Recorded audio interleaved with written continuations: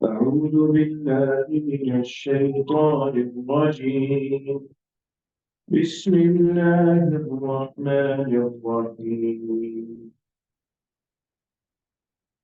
ألا يسجدوا لله الذي يخرج الخبأ في السماوات والأرض ويعلم ما تخفون وما تعلنون.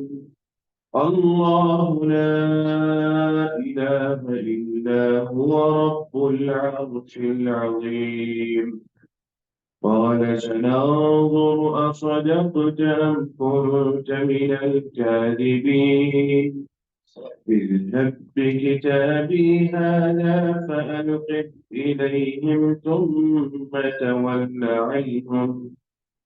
ثم تول عنهم فانظر ماذا يرجعون.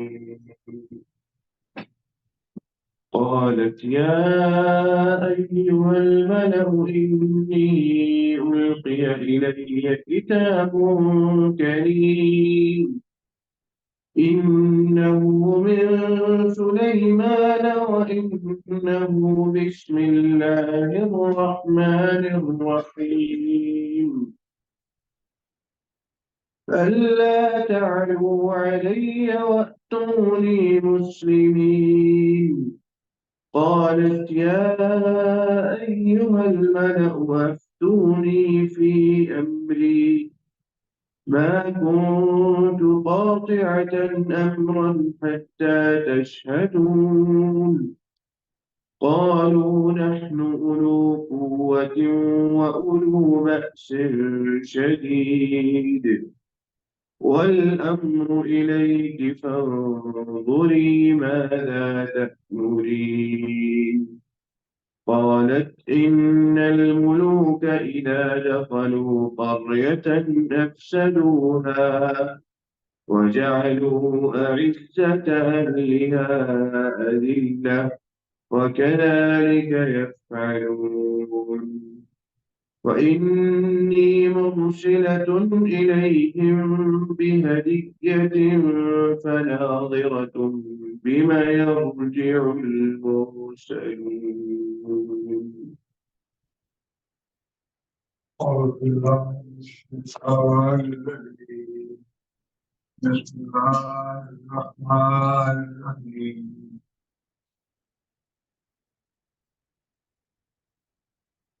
پچھلی آیتوں میں ہدہد نے سلیمان علیہ السلام کو آ کے یہ خبر دی کہ میں نے سبا کے علاقے میں ایک عورت کو حکومت کرتے دیکھا ہے اور وہ لوگ سورج کی پرستش کرتے ہیں.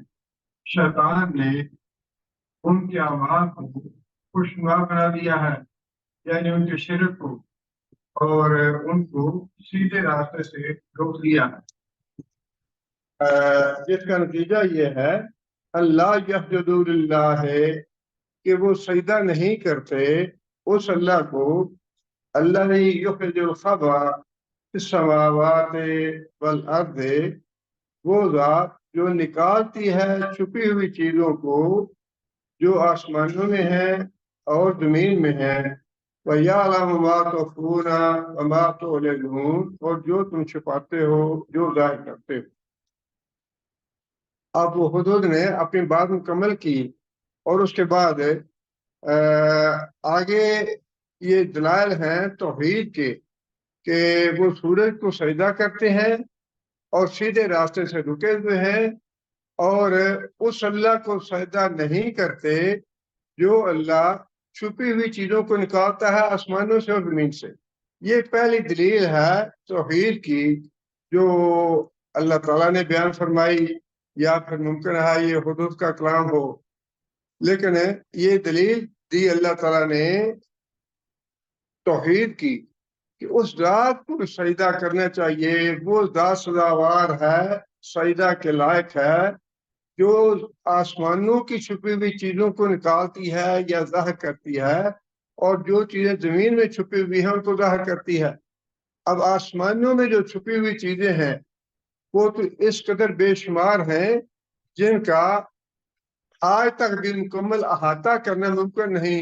سائنس کا کتنی ترقی کر لے لیکن اس کے باوجود یہی کہتے ہیں اچھا یہ بہت زیادہ جو طاقتور ٹیلیسکوپ ہے اس سے بھی جو سیارے نظر آتے ہیں ان سے بھی دور سیارے ہیں جن کا ابھی تک ہم احاطہ نہیں کر سکے. یہ سورج بھی چھپا ہوا ہے جو ظاہر ہوتا ہے, چاند چھپا ہوا ہے وہ ظاہر ہوتا ہے, ستارے چھپے ہوئے ہیں, سیارے چھپے ہوئے ہیں, کہکشاں ہے, اور ایسی ایسی چیزیں ابھی تک چھپی ہوئی ہیں آسمان میں جو ظاہر نہیں ہوئی. اور جیسے جیسے وقت گزرتا جاتا ہے ظاہر ہے جو چیزیں آج ظاہر ہیں نبی صلی اللہ علیہ وسلم کے زمانے میں وہ ظاہر نہیں تھیں, وہ چھپی ہوئی تھیں, اور ممکن ہے آنے والی صدیوں میں بہت سی ایسی چیزیں آسمانوں کی ظاہر ہو جائیں جو آج ہم پہ مخفی ہیں, جو آج چھپی ہوئی ہیں. اور اسی طرح زمین میں فرمایا کہ بہت سی چیزیں چھپی ہوئی ہیں جو نبی صلی اللہ علیہ وسلم کے زمانے میں ظاہر نہیں تھیں لیکن آج ظاہر ہو رہی ہے یا اس کے بعد آنے والے زمانے میں ظاہر ہوں گی. جو نباتات ہے, پھل پھول ہیں, اور جو غلہ ہے, یہ چیز تو عام ہیں جو زمین میں چھپی ہوتی ہیں اور پھر ان بیج ڈالا جاتا ہے پھر وہ ظاہر ہوتی ہیں. لیکن اس کے علاوہ بھی معدنیات بے شمار قسم کی ہیں, اور پھر گیس ہے, پیٹرول ہے, اور جتنی بھی چیزیں انسان کی ضرورت کی ہیں وہ ساری کی ساری چیزیں زمین سے ہی پیدا ہوتی ہیں. اور یہ جیسے جیسے وقت گزر رہا ہے ویسے ویسے وہ جو عنصر جو پیریوڈک ٹیبل میں بتایا جاتا ہے اس میں اس کے جو عناصر ہیں, ایلیمنٹس ہیں, ان میں آئے دن اضافہ ہی ہوتا ہے, جس کا مطلب یہ ہے کہ بہت سی چھپی ہوئی چیزیں جو ہیں وہ آج بھی ظاہر ہو رہی ہیں اور آئندہ بھی ظاہر ہوتی رہیں گی جو پہلے زمانے میں چھپی ہوئی ہیں. تو یہ ایک دلیل ہے اللہ تعالیٰ کے عقیدہ توحید کی کہ اللہ تعالیٰ کے علاوہ کوئی نہیں جانتا آسمانوں میں کیا کچھ چھپا ہوا ہے اور زمین میں کیا کچھ مخفی ہے, یہ صرف اللہ ہی جانتا ہے, اور ان کو ظاہر کرنے والی ذات بھی اللہ ہی ہے. انسان محنت کرتا ہے, تجربے کرتا ہے, ٹیکنالوجی استعمال کرتا ہے, لیکن وہ چونکہ اللہ کی دی ہوئی عقل سے کرتا ہے لہٰذا اس کی نسبت جو ہے وہ اللہ کی طرف جائے گی کہ اللہ نے وہ نکالا, اللہ نے ظاہر کیا اسے. آگے دوسری دلیل یہ ہے وَيَعْلَمُ مَا تُخْفُونَ وَمَا تُعْلِنُونَ, اور جو کچھ تم چھپاتے ہو اپنے دلوں میں اس کو بھی وہ جانتا ہے, اور جس کا تم اعلان کرتے ہو, جو چیز تم ظاہر کرتے ہو اس کو بھی وہ جانتا ہے.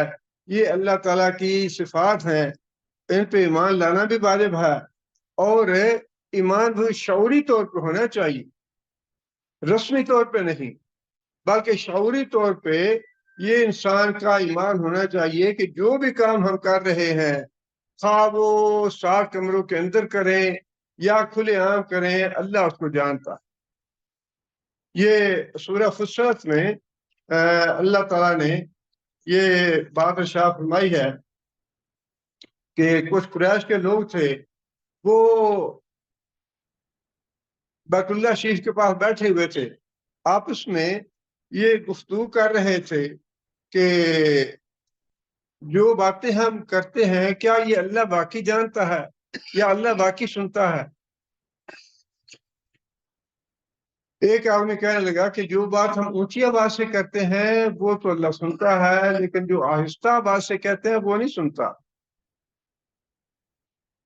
اس پہ اللہ تعالیٰ نے یہ آیت نازل فرمائی وَمَا كُنْتُمْ تَسْتَتِرُونَ أَن يَشْهَدَ عَلَيْكُمْ سَمْعُكُمْ وَلَا أَبْصَارُكُمْ وَلَا جُلُودُكُمْ, جو کچھ جب تم گناہ کرتے تھے اور چھپ جاتے تھے اس وقت تمہیں یہ اس خیال سے نہیں چھپتے تھے کہ یہ جو ہمارے کان ہیں, آنکھیں ہیں, ہمارا چمڑا ہے, یہ قیامت کے دن اللہ کے ہاں گواہی دے گا, اس پہ تمہارا یقین نہیں تھا, یہ تمہارے خیال میں نہیں تھا, بلکہ تمہارا یقین یہ تھا وَلَٰكِنْ ظَنَنْتُمْ أَنَّ اللَّهَ لَا يَعْلَمُ كَثِيرٌ مِّمَّا تَعْمَلُونَ, بلکہ تمہارا عقیدہ یہ تھا کہ بہت سی ایسی باتیں جو ہم زبان سے نکالتے ہیں یا جو ہم عمل کرتے ہیں اللہ ان سے جانتا, انہیں جانتا نہیں ہے. اب جو عقل پرست ہیں ان کی ذہن میں, بلکہ عام آدمی کی ذہن میں بھی خواہ کتنے ذہن انسان کا ہو, اللہ تعالیٰ کی ذات کا, اللہ کی صفات کا ادراک کرنا ممکن نہیں. اللہ تعالیٰ کی ذات عرب انسان ہے, سب کی باتیں سن رہے ہیں, اور سب کی باتیں جانتے ہیں. جو 10 سال پہلے بات زبان سے نکالی وہ بھی جانتے ہیں. جو آج ہم باتیں کر رہے ہیں وہ بھی اللہ جانتے ہیں اور ہر ایک کی جانتے ہیں. اربوں انسان ہے, کسی کی بات بھولتے نہیں اللہ کو. لا ذل ربی ولا ینسا. اور پھر انسانوں کی باتیں نہیں, جانور ہیں, پرندے ہیں, درندے ہیں, وہ تو تسبیح کرتے ہیں. اللہ تعالیٰ کے ذاتی علم میں ہے سب کچھ. یہ بات انسان کے ذہن میں آنی ممکن نہیں ہے کہ یہ کیسے ہو سکتا ہے کہ بیاکت اللہ تعالیٰ انسانوں کی بھی, جنوں کی بھی, فرشتوں کی بھی ساری باتیں سن رہے ہیں. پھر ترندے ہیں, چرندے ہیں, پرندے ہیں, ساری مخلوق ہے اللہ کی. اور پھر جو بے جان چیزیں جنہیں ہم کہتے ہیں, حجر ہے, شجر ہے, دیواریں ہیں, پتھر ہے, سمندر ہے, پانی ہے, وہ جو تسبیح کرتے ہیں وہ بھی اللہ سن رہے ہیں. یہ کیسی بات؟ یہ بات انسان کے عقل میں آنے والی نہیں ہے. اس لیے وہ یہ کہتے تھے کہ جو ہم اونچی باتیں کرتے ہیں نا وہ تو اللہ سنتے ہیں, اور جو نیچی باتیں کرتے ہیں وہ اللہ نہیں سنتے.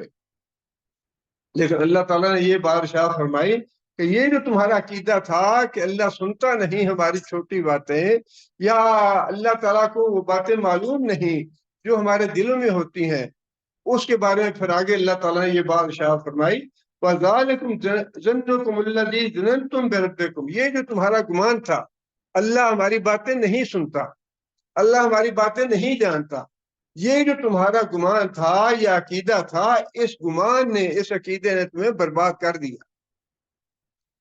جب انسان یہ سمجھ لے مجھے کوئی نہیں دیکھ رہا, کوئی نہیں جانتا, کسی کو پتہ نہیں ہے, تو انسان دنیا میں تو انسان لوگوں کو دھوکہ دے سکتا ہے, لوگوں کے سامنے جھوٹ بول سکتا ہے, نہیں جی نہیں میں نے کچھ نہیں کیا, میرے ہاتھ بالکل صاف ہیں, بالکل کرپشن نہیں کیا ہم نے.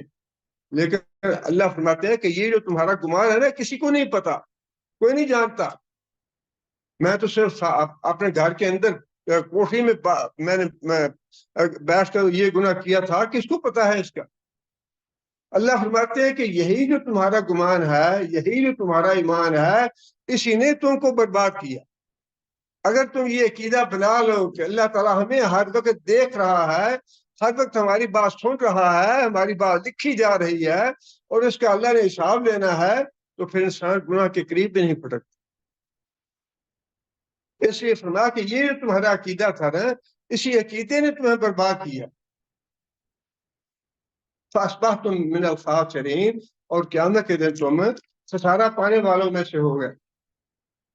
اور جو مخفی چیزیں معلوم نہ ہونا, یا مخفی چیزوں کا ظاہر ہونا, یا ظاہر کرنا اللہ تعالیٰ کا, اس کے بارے میں بھی اللہ تعالیٰ نے سورہ لقمان میں یہ بات ارشاد فرمائی ہے.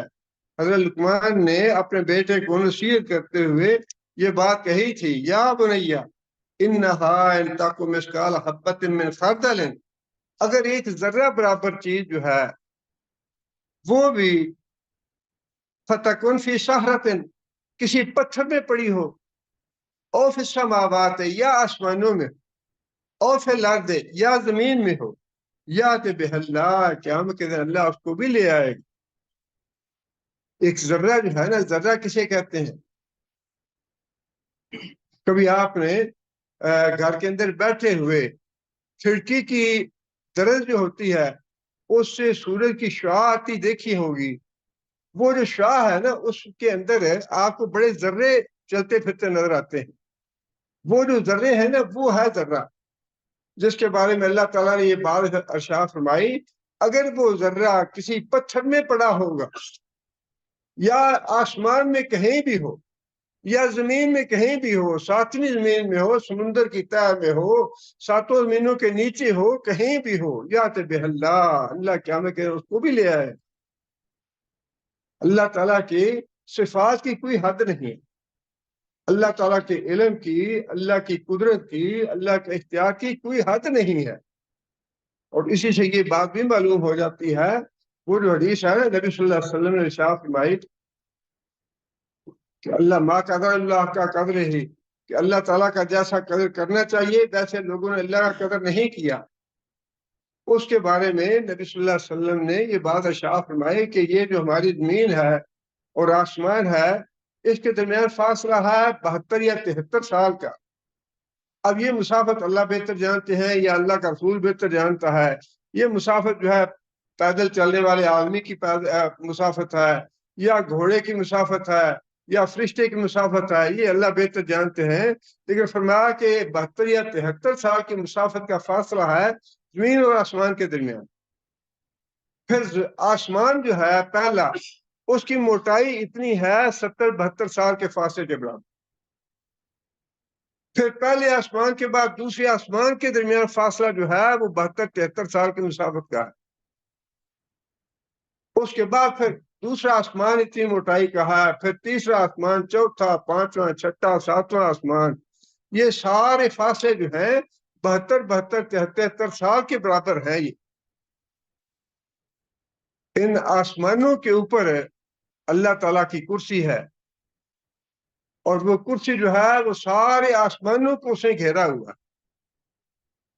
उस कुर्सी के ऊपर पानी है, उस पानी की मोटाई भी इतनी है 72-73 साल के बराबर। आप अंदाजा लगा ले कि ये फासला कितना बनता है, कितनी बुलंदी बनती है। ये जो हम कहते हैं ना सुभाना रब्बी अल आला, अल्लाह ताला की जात जो है आला है, ऊंची है, बहुत बुलंद है। वो इस एतबार से भी बुलंद है, अपने सिफात के एतबार से भी बुलंद है, अपनी कुदरत के एतबार से भी बुलंद है, लेकिन इस एतबार से बुलंद है कि उससे बुलंदी से ऊपर कोई शय नहीं है। वो पानी जो है उसकी मोटाई जो है 72-73 साल के बराबर। उस पानी के ऊपर नबी सल्लल्लाहु अलैहि वसल्लम ने फरमाया कि 8 फरिश्ते हैं जो बकरी की शक्ल में झुके हुए हैं, और 8 फरिश्तों में से हर फरिश्ते का जो एड़ी से लेकर घुटने तक का फासला है वो 72-73 साल की मुसाफत का। उस फरिश्ते के एड़ी से लेकर घुटने तक जो फासला है वो 72-73 साल की मुसाफत का है, और बाकी उनका ऊपर का जिस्म जो है वो अलग है। उन 8 फरिश्तों के ऊपर अल्लाह ताला का अर्श है। फरमाया कि अल्लाह ताला की जो बुलंद मर्तबा और बुलंद मुकाम है उसका इंसान सफर नहीं कर सकता। इतने बुलंद मुकाम से अल्लाह ताला तुम्हारी छुपी हुई बातें भी जानता है, तुम्हारी जो आहिस्ता की हुई बातें हैं वो भी सुनता है इतनी बुलंदी से। ये है अकीदा तौहीद। और अगर यहाँ अल्लाह मौजूद है, हर जगह पे मौजूद है, तो फिर वो तो मैं भी सुनता हूँ और आप भी सुनते हैं, उसकी उसमें क्या अकीदा तौहीद हुई? अकीदा तौहीद यही तो है कि अल्लाह की जात जो है वो अर्श पे है जिसकी बुलंदी का तसव्वुर नहीं कर सकते हम। इतनी ऊंचाई पे है जो इंसान के वहम या गुमान पे भी नहीं आ सकती। वहां से अल्लाह हमारी जो छुपी हुई बातें हैं वो सुनते हैं। सिर्फ छुपी हुई बातें ही नहीं सुनते, बल्कि फरमाया कि यौम तुबल सराए, कि अल्लाह ताला हमारे दिलों की जो छुपी हुई बातें हैं वो भी जानते हैं। बहुसल माफी सुदूर, तुम्हारे सीनों के अंदर की बातें जो है ना वो भी क़यामत के दिन अल्लाह ताला निकाल लाएंगे। और जो जितनी भी छुपी बातें हैं जिन्हें सिर्फ मैं जानता हूँ, मेरे अलावा कोई नहीं जानता, मेरी नीयत क्या है, मेरा अकीदा क्या है, मेरे दिल में किसके लिए मोहब्बत है, किसके लिए नफरत है, ये हर बंदे का यही मामला है कि उसके दिल में बहुत सी बातें हैं छुपी हुई। अकीदा भी है छुपा हुआ, कितना उसके दिल में खलूस है अल्लाह के लिए, कितना वो अल्लाह से मोहब्बत करता है, और कितना वो अल्लाह से दूर है। ये सारी बातें जो है ना, और क्या कुछ वो करना चाहता है, क्या उसने मादी में किया है, ये सारी बातें इंसान के दिल में हैं, या फिर अल्लाह जानता है और कोई नहीं जानता। अल्लाह फरमाते हैं क़यामत के दिन में वो भी निकाल लाऊंगा जो छुपी हुई बातें नहीं थी तुम्हारी। तुम किससे मोहब्बत करते थे, किससे नफरत करते थे, कैसे इंतकाम लेना चाहते थे, कैसे तुम हसद रखते थे, कितना तुम्हारे दिल में निफाक था, कितना कुफर था, कितना शिरक था, कितना ईमान था, ये सारी बातें दिल से तलक रखती हैं। फरमाया ये सारी छुपी हुई बातें हैं, आप क़यामत के दिन मैं ये भी सारी निकाल लूंगा। ये जो है अकीदा, ये है तो अकीदा तौहीद। और ये दूसरी दलील दी अल्लाह ताला ने, या फिर हुदूद की जुबान से अल्लाह ने बात निकलवाई कि उस अल्लाह को सजदा करना चाहिए जो अल्लाह हमारी छुपी हुई बातों को जानता है, हमारी जाहिर बातों को जानता है, और जमीन व आसमान में जो कुछ भी मख्फी है ان سب کا ظاہر کرنے والی ذات اللہ تعالیٰ کی ہے۔ یہ دو دلیلیں ہیں عقیدہ توحید کے لیے، اور ساتھ ساتھ ذرا تقابل بھی کرتے جائیں کہ جن کو آج ہم مشکل کشا اور حاجت روا کہتے ہیں، جن سے مرادیں مانگتے ہیں، جن کی نظریں نیازیں دیتے ہیں، ان میں سے کون ہے جس کو زمین و آسمان کی چھپی باتیں تو بڑی دور کی بات ہے، اپنے آنے والے اگلے لمحے کا پتہ نہیں؟ کیا یہ موت ان کو پتہ تھا ہمیں موت کب آئے گی؟ مرنے کے بعد کیا ہونے والا ہے ان کا؟ قیامت کے دن جب لوگ اٹھائے جائیں گے کیا حال ہوگا ان کا؟ کسی کو کچھ بھی پتہ نہیں۔ یہ مشکل کشا کیسے بن گیا ہے، یہ حاجت روا کیسے بن گیا ہے، ان کے نام کی نظریں نیازیں لوگ کیسے دیتے ہیں، کیسے یہ عقیدہ بنا لیا کہ قیامت کے دن یہ ہمیں بخشوا لیں گے، قیامت کے دن یہ ہمیں جنت میں لے جائیں گے۔ آگے پھر یہی بات شاہ فرمائی کہ اللہ لا الہ الا هو رب العرش العظیم، کہ اللہ تعالیٰ وہ ہے جس کے علاوہ کوئی الہ نہیں۔ یہ تیسری دلیل ہے کہ عرش عظیم اور کسی کا نہیں۔ وہ انہوں نے کہا نا حضور نے آ کے کہ میں نے وہ ملکہ دیکھی، اس ملکہ کا عرش جو ہے بہت بڑا عرش تھا۔ اللہ تعالیٰ نے اس کی بھی تعریف، عرش جو ہے وہ عظیم صرف اللہ کا ہے، اللہ کے علاوہ نہ کسی کی حکومت دائمی ہے، نہ کسی کا عرش بڑا ہے، نہ کسی کرسی مضبوط ہے، کچھ بھی نہیں ہے۔ وہ جو مضبوطی کرنے والے تھے وہ سارے گئے، آئیں گے اور چلے جائیں گے۔ کسی کی نہ کرسی باقی رہے گی، نہ حکومت باقی رہے گی، نہ اقتدار باقی رہے گا، نہ کسی کا عرش باقی رہے گا۔ اور کہاں ہے عرش ملکہ بلقیس کا؟ کوئی نہیں جانتا۔ لیکن عرش عظیم کا مالک جو ہے وہ تو ابدی ہے، ہمیشہ کے لیے ہے، اول اور آخر ہے وہ۔ یہ تیسری دلیل دی اللہ تعالیٰ کے عقیدہ توحید کے بارے میں۔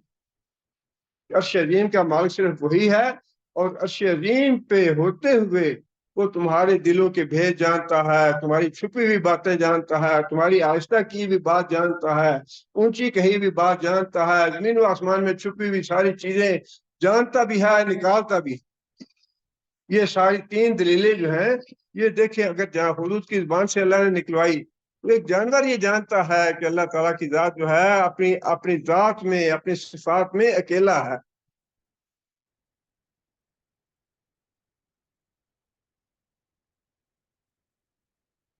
یہ سارا پیغام جو ہے اس نے حضور نے سلیمان علیہ السلام کو جا کے دیا۔ آگے پھر جہاں تک حضور کا کردار تھا جو ختم ہو جاتا ہے، آگے پھر حضرت سلیمان علیہ السلام جو ہے ان کا معاملہ شروع ہوتا ہے، اور ملکہ بلقیس کے بعد شروع ہوتی ہے۔ اللہ فرماتے ہیں کہ کیونکہ حضرت سلیمان علیہ السلام نے کہا تھا کہ اگر وہ غائب ہوا ہماری اجازت کے بغیر تو ہم اس کو سخت سزا دیں گے۔ اب اس کی باتوں کو جانچنا چاہتے ہیں سلیمان علیہ السلام کہ یہ باتیں جو اس نے کہی ہیں یہ واقعی اگر درست ہے تو پھر اس کے لیے معافی ہے، اور اگر یہ جھوٹی بات کر رہا ہے تو پھر اس کو سزا دوں گا، میں غائب ہونے کی سزا بھی دوں گا، جھوٹ بولنے کی سزا بھی دوں گا۔ اور اتنا علم جو ہے جانور کو بھی ہے کہ جھوٹ نہیں بولنا ہے، اگر جھوٹ بولوں گا تو سخت سزا ملے گی۔ اور اللہ تعالیٰ معاف کرے، آج سب سے زیادہ جو گناہ پھیلا ہوا ہے وہ جھوٹ کا ہے، سب سے زیادہ۔ اخبار اٹھا کے دیکھ لیں، ٹی وی اٹھا کے دیکھ لیں، اور یہ سوشل میڈیا اٹھا کے دیکھ لیں، جو چیز بھی دیکھیں شاید 1% اس میں سچائی ہو جو کچھ پھیلایا جاتا ہے۔ اور اخباریں تو بھری ہوتی ہے جھوٹ سے، جو خبریں آتی ہیں ساری جھوٹی خبریں پھیلائی جاتی ہیں۔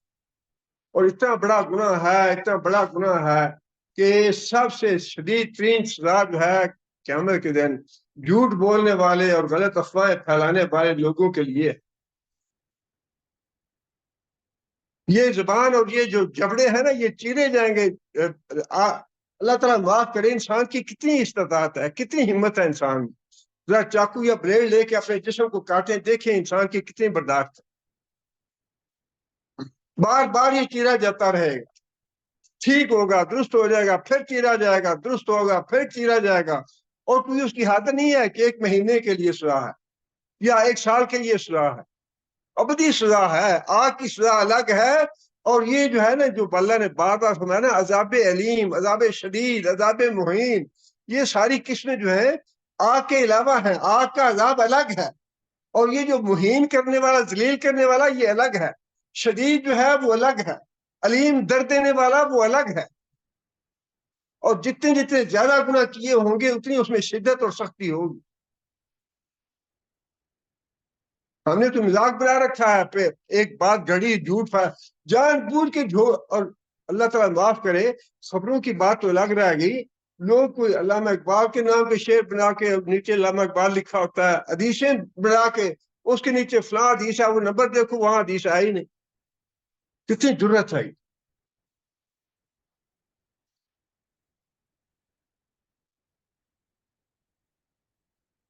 سلیمان علیہ السلام آگے فرماتے ہیں، سننظرو، ہم اب اس کا امتحان لیں گے، ہم دیکھیں گے، جانچ کریں گے، پڑتال کریں گے. اصدقتا، کیا تو نے یہ جو خبریں لا کے دی ہیں مجھے، یہ واقعی سچی ہیں؟ ام کنت من الکاذبین، یا تو جھوٹوں میں سے ہے.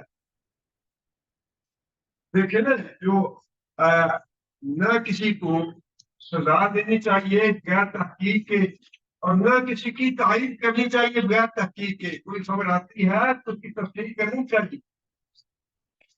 جو بھی مثال دیکھیں، نبی صلی اللہ علیہ وسلم کو دودھ بھیجا ایک عورت نے، یا رسول اللہ یہ دودھ ہے آپ پی لیں. نبی صلی اللہ علیہ وسلم نے دودھ لانے والے کو بھیجا کہ جاؤ سے پوچھ کے آؤ یہ دودھ کہاں سے آیا ہے. کتنی احتیاط ہے یہ. اس عورت نے پھر بتایا نبی صلی اللہ علیہ وسلم کو کہ یا رسول اللہ یہ میری اپنی بکری ہے، یہ اپنی اونٹنی ہے، اور میں نے اس کا دودھ دویا ہے، میں نے آپ کو ہدیہ بھیجا ہے کہ آپ پی لیں. جب تک تحقیق نہیں کر لی کہ یہ واقعی حلال ہے یا حرام ہے، اس کو ہاتھ نہیں لگایا نبی صلی اللہ علیہ وسلم. میں پتا کروں کہ یہ کہاں سے آیا ہے. جو بھی خبر آتی ہے اس کی تصدیق کرنی چاہیے نا کہ یہ بات درست ہے یا غلط ہے. اب ایسے بالکل آنکھیں بند کر کے قبول کر لینا، ہاں جی قیامت کے دن جنت میں لے جائیں گے، جنت اللہ تعالیٰ سے بخشوا لیں گے. اللہ کا نبی تو یہ کہے کہ صفیہ اور فاطمہ اور فلاں اور فلاں عمل کر کے لے جاؤ، میں نہیں بخشوا سکوں گا. اگر اللہ نے پکڑ لیا تو یہ میرا اختیار نہیں ہے میں بچا لوں تمہیں. اللہ کا نبی تو یہ کہے، اور ہم بڑے دھڑلے سے کہیں نہیں جی نہیں، وہ جو بیعت کر لے گا ہم حضرت صاحب کی، اور جو بیعت کر لے گا عبد القادر جیلانی، اس کو تو قبر میں سوال ہی نہیں ہو، قبر میں اس کو کوئی پوچھے گا ہی نہیں، سیدھے جنت میں جائیں گے. کیسا مذاق بنا رکھا ہے دین کو، کھیل و تماشا بنا رکھا ہے. قرآن کو بھی، حدیث کو بھی، دین کو بھی، اللہ اور اللہ کے رسول کو بھی معذم. اللہ کے رسول کی بات نہیں ماننی، بس یہ حضرت صاحب کی بات ماننی ہے.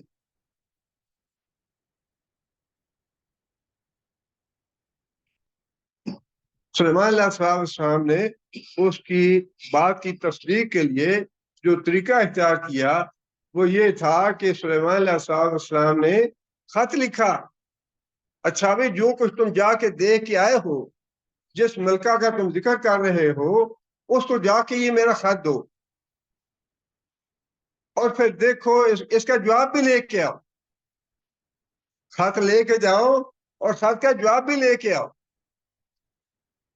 اذهب بکتابی، یہ میرا خط ہے، یہ لے کے جاؤ.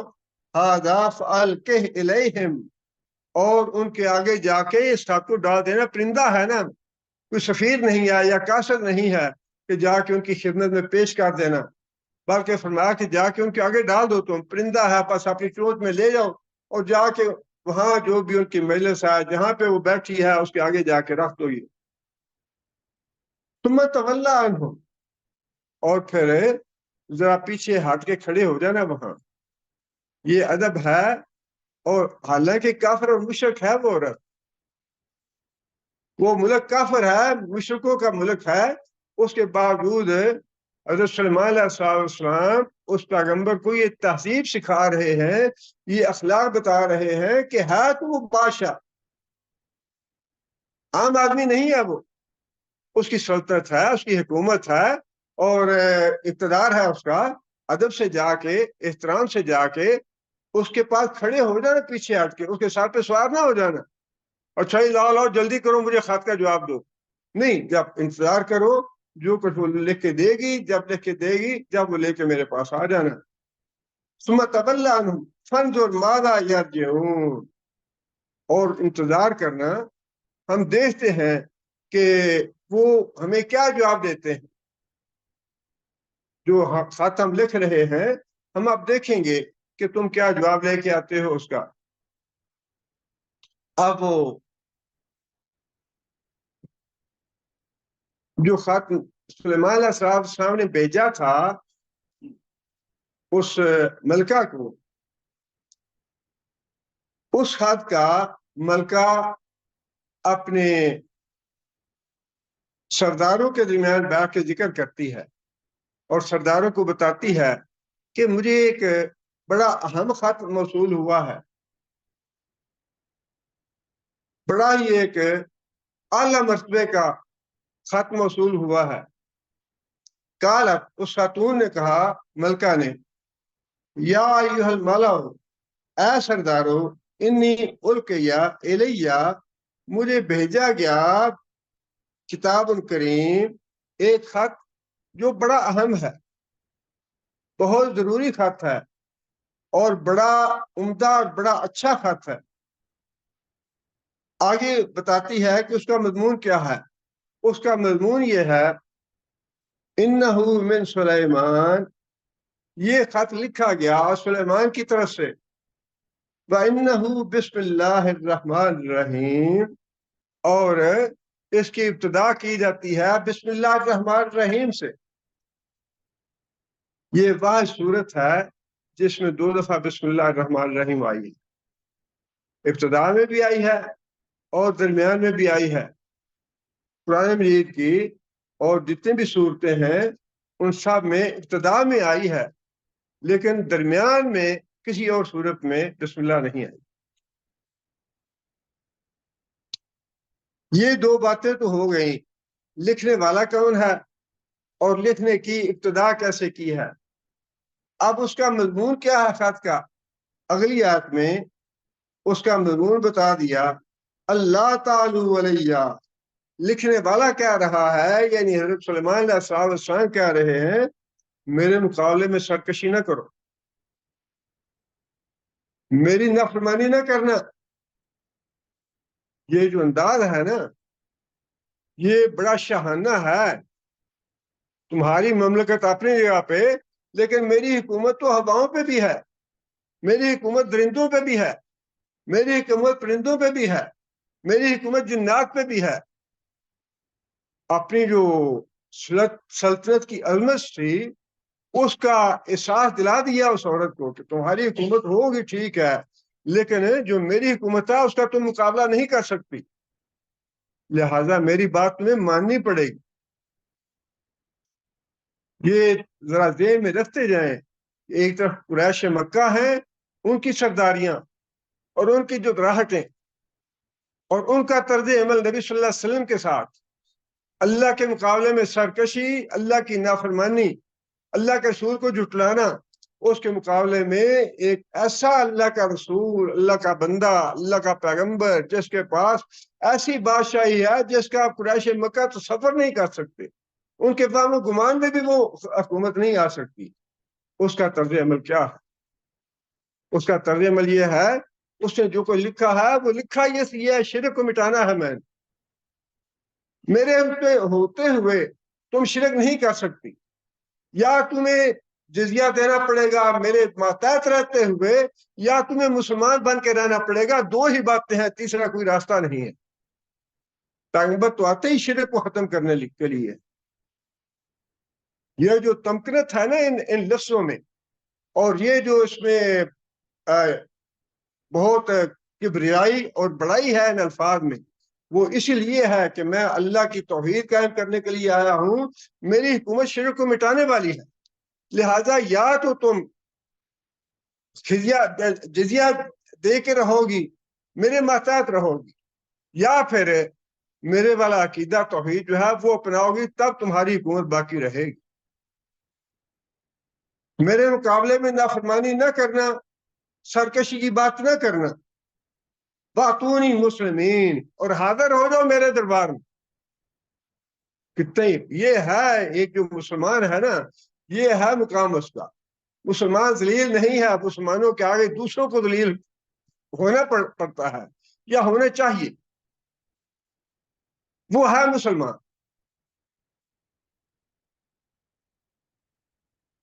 فرمایا کہ حاضر ہو جاؤ مسلمین، یا دونوں معنی ہیں اس میں. یا تو مسلمان بن کے آؤ، اسلام قبول کرو، عقیدہ توحید قبول کرو، یا پھر دوسرا مفہوم اس کا یہ بھی اس میں اسی میں شامل ہے کہ یا پھر اپنے آپ کو سرنڈر کر دو میرے سامنے، میرے مطیع فرمان بن کے رہو، ہماری جو حکومت ہے اس کے تابع بن کے رہو، جزیہ ادا کرو تو اپنے دین پہ قائم رہو، لیکن ہمارے مقابلے میں تمہیں محتاط بن کے رہنا پڑے گا. یا دوسرا راستہ یہ ہے کہ مسلمان ہو جاؤ اور تمہاری حکومت تمہارے حوالے رہے گی. نبی صلی اللہ علیہ وسلم نے جتنے لوگوں کو خطوط لکھے، جتنے بادشاہوں کو خطوط لکھے، اس میں نبی صلی اللہ علیہ وسلم یہ بات لکھتے تھے، اگر تم مسلمان ہوتے ہو تو تمہارا ملک تمہارے پاس رہے گا، ملک گیری کی حوث نہیں ہے، ہم اپنی سلطنت نہیں بڑھانا چاہتے بلکہ ہم اسلام پھیلانا چاہتے ہیں. اسلام قبول کر لو، ملک تمہارا ہے، اور اگر اسلام قبول نہیں کرتے تو پھر ہمارے تابع بن کے رہو. تمہارے ملک میں مندر نہیں بنے گے، تمہارے گرجے نہیں بنے گے، مسجدیں بنے گی تمہارے ملک میں.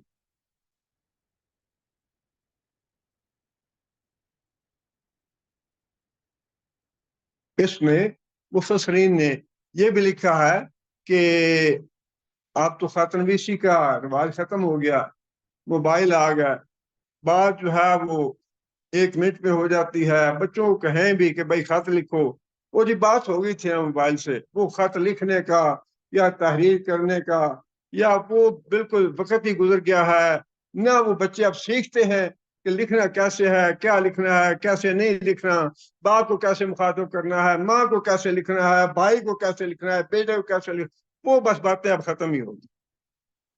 لیکن بہرحال جو کچھ سکھایا ہے، تعلیم دی ہے اللہ نے یا پھر علماء نے، اس کا ذکر تو کرنا چاہیے کہ خط نویسی کا طریقہ یہ ہے کہ ابتدا میں انسان اپنا نام لکھے، اور نبی صلی اللہ علیہ وسلم کا اپنا بھی جو طرز مبارک تھا وہ یہی تھا کہ نبی صلی اللہ علیہ وسلم جس کو خط لکھتے تھے پہلے اپنا نام لکھتے تھے، پھر اس کے بعد بسم اللہ الرحمن الرحیم.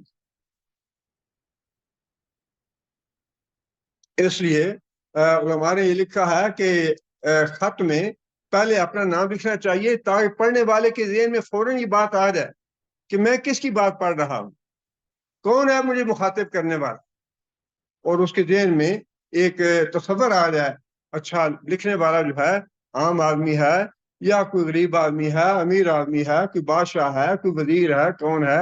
اسی توجہ سے اس کے مطابق اس کو توجہ دینی چاہیے. تو پہلے نام اپنا لکھا جائے، پھر بسم اللہ الرحمن الرحیم لکھی جائے، اور پھر مضمون لکھا جائے بڑا جامع مضمون. فکرے 2 ہیں، ایک آیت ہے اس میں 2 فکرے ہیں، ان 2 فکروں میں سلیمان علیہ السلام نے اپنی ساری دعوت لکھ دی، ساری بات اپنی پوری کر دی. یہ ہے جو نبی صلی اللہ علیہ وسلم فرمایا نا کہ میں جامع دیا گیا ہوں کلام، جامع کلام. یہی مطلب ہے اس کا کہ مختصر سی بات لیکن اس کا مفہوم اور اس کا مطلب جو ہے بہت وسیع ہوتا ہے. یہی بات یہاں بھی ہے کہ صرف 2 فکرے ہیں لیکن ان 2 فکروں میں سلیمان علیہ السلام نے اپنی ساری دعوت دے دی، ساری بات، اپنا سارا مطلب اور مفہوم بیان کر دیا کہ میں یہ چاہتا ہوں، شرک کو ختم کروں گا، یا تم مسلمان بن جاؤ، اگر مسلمان نہیں بننا چاہتی نہ بنو، لیکن پھر تمہیں جزیہ دے کے ہمارے تحت رہنا پڑے گا. ساری بات بتا دی کھول. اور مفسرین نے لکھا ہے کہ خط میں انسان کو اسی طرح سے مختصر بات لیکن جامع بات لکھنی چاہیے، زیادہ لمبے لمبے خط لکھنے کی ضرورت نہیں ہے. اب وہ خط جو ہے ملکہ بلقیس کو پہنچ جاتا ہے، اور ملکہ بلقیس نے اپنے جو شورا تھی یا پارلیمنٹ تھی اس کے سامنے وہ خط پڑھ کے سنا دیا. اب اس کے بعد اس نے مشورہ مانگا اپنے سرداروں سے. قالت یا ایھا الملأ، اے سردارو، افتونی، مجھے فتویٰ دو یا مجھے مشورہ دو، फी अमरी, मेरे इस मामले में जो खत मुझे आया है, इस मामले में तुम मुझे मशवरा दो। मा कुन्तु कातियतन अमरन, मैं कोई कतई फैसला नहीं करना चाहती अपनी मर्जी से। मैं इस मामले में तुम्हें भी शामिल करना चाहती हूँ, तुमसे मशवरा लेना चाहती हूँ कि क्या करना चाहिए। हत्ता तशहदून, हत्ता कि तुम भी उसमें, इस फैसले में तुम्हारी हाजिरी भी होनी चाहिए, तुम्हारा मशवरा भी शामिल होना चाहिए। यहाँ पे ये वजाहत मुफस्सिरीन ने की है कि बाद लोग जो है मलूकियत को बहुत बुरा समझते हैं, कि मलूकियत तो बहुत बुरी चीज है, और जमहूरियत को बहुत अच्छा समझते हैं। हालांकि जमहूरियत नाम है इंतशार का, बर्बादी और तबाही। लेकिन अगर कोई अच्छी जमहूरियत है भी, तो फिर भी बात यह है कि निज़ाम की खराबी या खूबी जो है वो उसका इन्हिसार है ऊपर जो बैठा हुआ बंदा उस। अगर आदमी मोमिन है, यही बात बता रहे हैं अल्लाह ताला हमें। सुलेमान अलैहिस्सलाम अगर बादशाह हैं, हुकूमत उनके हाथ में है, तो पूरे मुल्क में खैर ही खैर है, भलाई ही भलाई, कहीं जुल्म नहीं है, कहीं ज्यादती नहीं है, कहीं लाकानूनियत नहीं है। और अगर किसी मुल्क में अबू जहल जैसे सरदार हुकूमत कर रहे हो, तो वहां जुल्म ही जुल्म है, वहां बगावत ही बगावत है, वहां तबाही ही तबाही है। और फिर ये बात भी गलत है कि मलूकियत एक आदमी की मर्जी का नाम है, एक आदमी की मर्जी का नाम नहीं है। जो सही मलूकियत है, ये उसका जिक्र हो रहा है यहाँ पे कि वो मालिक है अपने मुल्क की, मलका है। लेकिन इसके बावजूद अल्लाह फरमा रहे हैं कि उसने अपनी पूरी पार्लियामेंट को या शूरा को इकट्ठा किया, सरदारों को, और उन्हें कहा कि मैं कोई खुद फैसला नहीं करना चाहती, मैं तुम्हारे मशवरे से बात करना चाहती हूँ। इसलिए इस बात का इन्हिसार जो है ना, ये निज़ाम की खूबी, और ये ऐसे एक गलत वक्त ज़ाया करने वाली बात है, और एक गलत बात है। अच्छा ये अच्छा है, वो अच्छा है। असल बात ये है, अगर ऊपर बैठा हुआ आदमी अबू जहल है, तो फिर तबाही और बर्बादी है, और अगर ऊपर बैठा हुआ आदमी सुलेमान है, तो फिर खैर ही खैर और बढ़ाई बढ़ाई।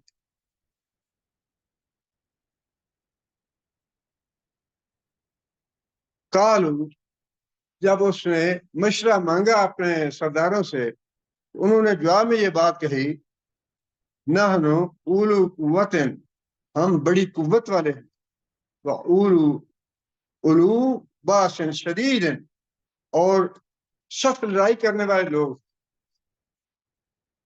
हमें खूब तरबियत हासिल है जंग करने की। वल अम्र इलैक, और अब मामला जो है वो तुम्हारे हाथों में है। फंजुरी मादा तामरीन, अब तू खुद ये फैसला कर ले, तू खुद गौर व फिक्र कर ले कि तू क्या फैसला करना चाहती है। अब जो बात मतलूब थी वो तो मलका ने हासिल कर ली। मुफस्सिरीन ने लिखा है कि उसके मामला से ये पता चलता है कि बहुत ज़हीन और अक्लमंद खातून थी। उसने कोई भी फैसला करने से पहले अपनी जो पार्लियामेंट थी या अपने सरदार थे, उनसे तौसीक ले ली, उनसे अपनी तायद करवा ली कि अगर जंग की सूरत हाल पेश आ जाए तो तुम्हारा रद्दमल क्या होगा। उन्होंने कह दिया कि हम लड़ेंगे, हम तो कुव्वत वाले हैं, ताकत वाले हैं, हमारे पास सारे असला मौजूद है, हर चीज, हर तरह का सामान मौजूद है, हम तैयार हैं इस मामले के लिए, लेकिन फैसला तुमने खुद करना है। अब आगे फिर जो मलका थी, ये उसकी जहानत है मलका की फिलवाकई, कि उसने कोई फैसला करने से पहले खुद सुलेमान अलैहिस्सलाम का उसने भी इम्तहान लिया, कि मैं ये देखूं कि ये जो खत लिखने वाला है ये कोई दुनियादार आदमी है या ये बाकी कोई अल्लाह का नेक बंदा है। ये जो दुनिया का माल और दौलत है, ये बहुत ही बुरी चीज, ये एक बड़ा कड़ा इम्तहान है कि बंदा कितना लालची है, या कितना इंसान दुनियादार है, कितना दीनदार है, ये फौरन फैसला कर देता है।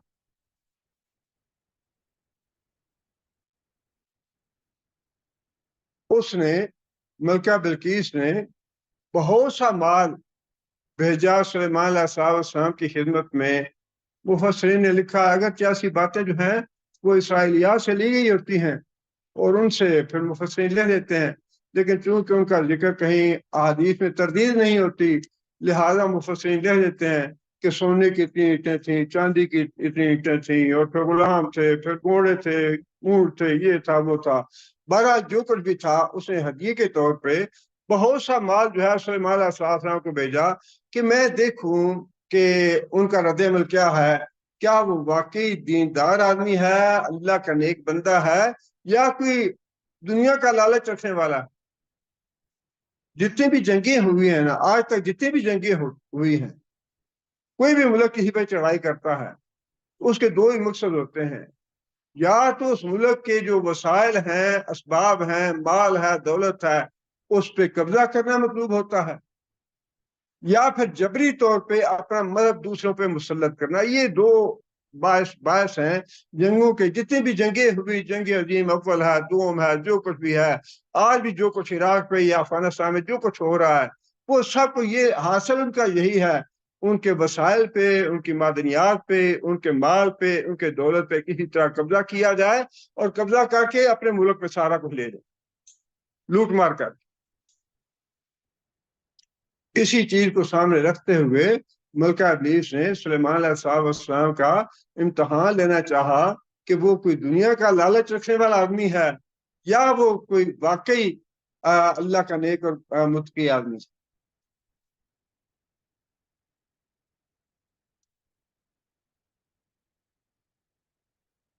आगे वो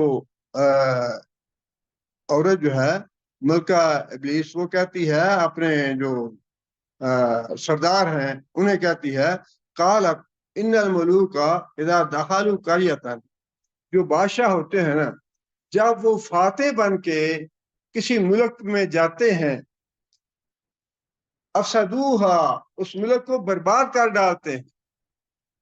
जब कोई बादशाह या कोई फौज या कोई कौम किसी दूसरे मुल्क पे चढ़ाई करती है तो उस मुल्क को, उसमें उसको फतह कर लेती है, तो फतह करने के बाद उस मुल्क को बर्बाद कर देती है। देख ले आजकल हमारे सामने, आंखों के सामने सब कुछ हो रहा है। अफगानिस्तान को भी देखा, इराक को भी देखा, और अब गजा को भी देख रहे हैं किस तरह बर्बादी होती है और किस तरह तबाही होती है जंगों में। उसने जो ऑप्शन था जंग वाला, उसको नजरअंदाज करने की कोशिश की कि अगर जंग टलती है तो जंग ना हो तो अच्छा है, जंग नहीं होनी चाहिए, अगर कोई दूसरा ऑप्शन है तो हम वो इख्तियार करेंगे। ये उसने अपनी कौम को तंबीह कर दी, आगाह कर दिया कि जंग करने की मेरी मर्जी नहीं है या मैं इसको अवॉइड करना चाहती हूँ। इसलिए कि जब कोई फातेह बन के मालिक बादशाह आता है किसी मुल्क में, उस मुल्क को बर्बाद कर देता है। वजालू इज्जत अहलिहा अजिल्ला, और वहाँ के जो बड़े बड़े सरदार होते हैं, वज़ारा होते हैं, गवर्नर होते हैं, सदूर होते हैं, उनको जलील और रुसवा कर देते हैं, उनकी बेइज्जती करते हैं, उनको कत्ल कर देते हैं या उनको कैदी बना लेते हैं। कितनी मुखसर सी बात में कितनी उसने अच्छी तस्वीर कशी कर दी कि जंगों का जो नतीजा है वो क्या होता है। और उसके हज़रत सुलेमान अलैहिस्सलाम के खत से वो जो शाहाना अंदाज था सुलेमान अलैहिस्सलाम का कि मेरे मुकाबले में सरकशी ना करना, उसी से उसको अंदाजा हो गया कि लड़ाई करने की शकत जो है सुलेमान के हमारी नहीं है। जो फातेह है वो मफ्तू कौम के लोगों को जलील करते हैं, रुसवा करते हैं, कैदी बना डालते हैं, कत्लो गारत करते हैं। व कज़ालिक यफ़अलून, और यही कुछ हम होता देख रहे हैं, ऐसे ही होता है। मतलब ये है कि उसने ये वजाहत की कि मैं माल डराने के लिए बात नहीं कर रही, बल्कि हमारा तजुर्बा है, तारीख यही बताती है कि जब फातेह लोग आते हैं किसी मुल्क में तो उस मुल्क को बर्बाद करते हैं, बस्तियों को आग लगा देते हैं, तबाही फैलाते हैं, कैदी बनाते हैं, कत्लो गारत कर देते हैं।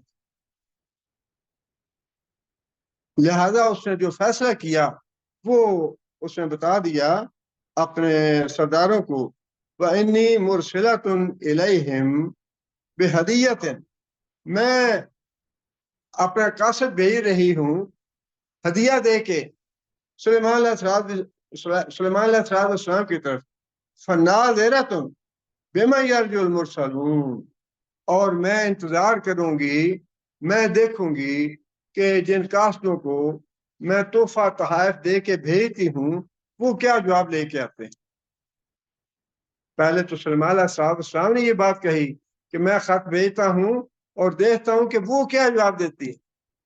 अब जो उसने फैसला किया, जो कुछ उसने तय किया, अब वो भी ये कह रही है कि मैं देखती हूँ कि सलमान अलैहिस्सलाम का रद्द अमल क्या, उससे मुझे पता चल जाएगा कि वो दुनिया का लालच रखने वाला आदमी है या कोई अल्लाह का नेक बंदा है जो मुझे अपना पैगाम पहुंचाना चाहता है। ज़हीन तो वाकई थी, अक्लमंद तो वाकई थी। एक तो उसने जंग को टाल दिया अपने मुल्क से, और दूसरा सुलेमान अलैहिस्सलाम का इम्तहान भी ले लिया, जांच लिया कि सुलेमान अलैहिस्सलाम वाकई अल्लाह के नबी हैं, वाकई अल्लाह के नेक बंदे हैं, या कोई दुनियादार लोगों की तरह माँ चढ़ाई करके हमारे मुल्क पे कब्जा करना चाहता है या अपनी मुल्क गिरी की हवस रखता है।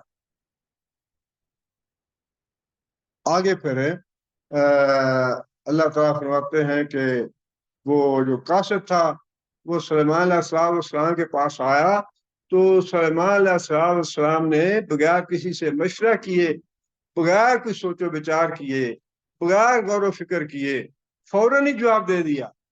यानी बिल्कुल इस बात की जरूरत नहीं समझी कि अच्छा ये हदिये आए हैं, इस पे जरा सोच लें कि हम इनको रख ही लें या इनको वापस करना है, क्या करना है।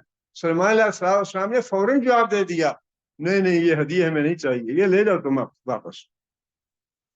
ये भी नहीं कहा कि अच्छा हम कुछ कबूल कर लेते हैं, हालांकि नबी सल्लल्लाहु अलैहि वसल्लम ने मुशरिकों के, बाद मुशरिकों के रद्द भी किए, बाद मुशरिकों के कबूल भी किए। नबी सल्लल्लाहु अलैहि वसल्लम जहाँ कहीं दीनी मसलहत थी ना, वहां नबी सल्लल्लाहु अलैहि वसल्लम ने मुशरिकों के हदिये कबूल किए हैं। जहाँ दीनी मसलहत थी, जहाँ दीनी मसलहत नहीं थी, वहां रद्द भी किए हैं। और सुलेमान अलैहिस्सलाम अल्लाह फरमाते हैं, फलम्मा जा सुलेमान, जब वो कासद आया मलका बिल्कीस का सुलेमान अलैहिस्सलाम के पास, काला, तो फौरन जवाब दे दिया सुलेमान अलैहिस्सलाम ने, और तुम्हें दून नहीं बेमाल, क्या तुम मुझे माल की रिश्वत देना चाहते हो,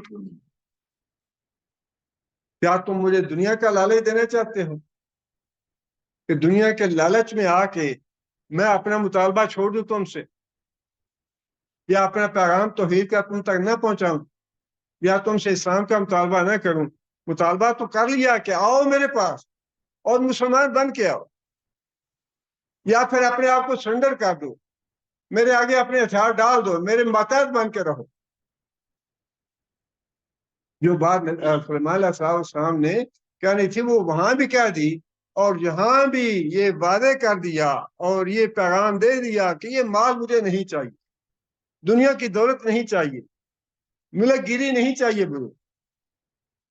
और ये बात नबी सल्लल्लाहु अलैहि वसल्लम भी फरमाए, नकल को जब लिखा उसको भी ये बात कही कि मुझे मुल्क गिरी नहीं चाहिए, मैं मुल्कों पे कब्जे करने के लिए नहीं आया, मैं तो दिलों के कब्जे करने आया। पैगंबर जो है वो दिलों को फतह करता है, मुल्कों को फतह नहीं करता। दुनिया का माल, दुनिया की दौलत नहीं चाहिए, ये तुम वापस ले जाओ, ये तुम्हें मुबारक हो। मेरा मुतालबा ये है कि मुसलमान हो जाओ, अकीदा तौहीद कबूल करो, शिरक को छोड़ो जो सूरज की परस्तिश करते हो, या पत्थरों की, या बुतों की, या इन चीजों की जो पूजा और परस्तिश की जाती है, ये छोड़ो, एक अल्लाह को मानो, इसके अलावा कोई इलाह नहीं है। काला तुम दून नहीं में माल, क्या तुम्हें मुझे अपने माल से मेरी मदद करना चाहते हो। फमा आतनी अल्लाहु खैर मिम्मा आताकुम, जो कुछ तुम मुझे दे रहे हो इससे कहीं ज्यादा अल्लाह ने मुझको दे रखा है। ये इस्तिगना है दिल का। वो जो नबी अल्लाह ताला ने दिया भी था, ऐसा नहीं है कि नहीं दिया, कोई सुलेमान अलैहिस्सलाम ने कोई गलत बात नहीं की, लेकिन ये दुनिया का जो माल है ना, वो जो नबी सल्लल्लाहु अलैहि वसल्लम ने बादशाह फरमाई کہ اصل جو غنا ہے وہ دل کا غنا ہے. دل کا جو فقیر ہے اس کے پاس کروڑوں کیوں نہ ہو، اربوں کیوں نہ ہو، خربوں کیوں نہ ہو، اس کا دل نہیں بھرتا. سونے کی ایک وادی آ گئی، اب دوسری چاہیے، دوسری آ گئی، اب تیسری چاہیے، اب چوتھی چاہیے. اس کا دل جو ہے وہ قبر کی مٹی بھرتی. اس لیے سلیمان علیہ السلام نے نہ مشورہ کیا، نہ سوچ و بچار کیا، فوراً جواب دے دیا کہ مجھے یہ مال نہیں چاہیے. جو مجھے اللہ نے دیا ہے نا وہ تم سے بہت بہتر ہے، تم سے بہت زیادہ ہے، مجھے اس بات کی ہوس نہیں ہے. بل انتم بہدیتکم تفرحون. یہ جو ہدیہ ہے نا یہ واپس لے جاؤ اور ملکہ ابلیس کو دے دو جا کے. یہ تمہیں مبارک ہو، مجھے نہیں چاہیے. مجھے جو چاہیے تھا، جو میرا مطالبہ تھا وہ میں نے لکھ کے بھیج دیا ہے، اس کا جواب دو مجھے یہ جواب نہیں چاہیے.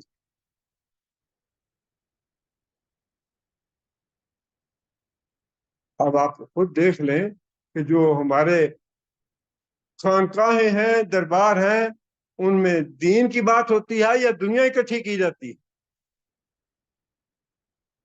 یہیں سے پتہ چل جاتا ہے. وہ بڑی خاتون جو ہے وہ ذہین اور عقل مند تھی جیسے سلمان علیہ السلام کا امتحان لیا.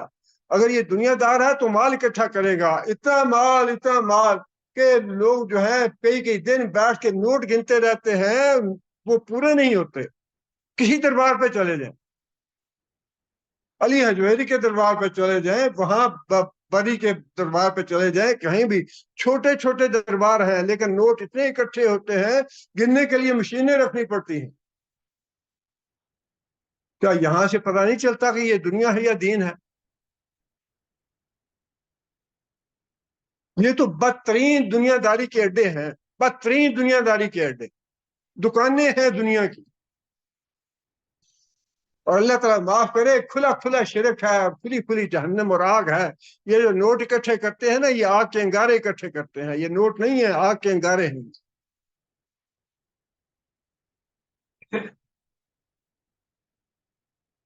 سلیمان علیہ السلام نے واپس کر دیا اور پھر آگے پیغام بھی بھیج دیا کہ ہمارا ارادہ کیا ہے. یا تو تم ایمان لے آؤ، اور اگر ایمان نہیں لاتے تو پھر دوسرا راستہ ایک ہی، اور کوئی راستہ نہیں ہے.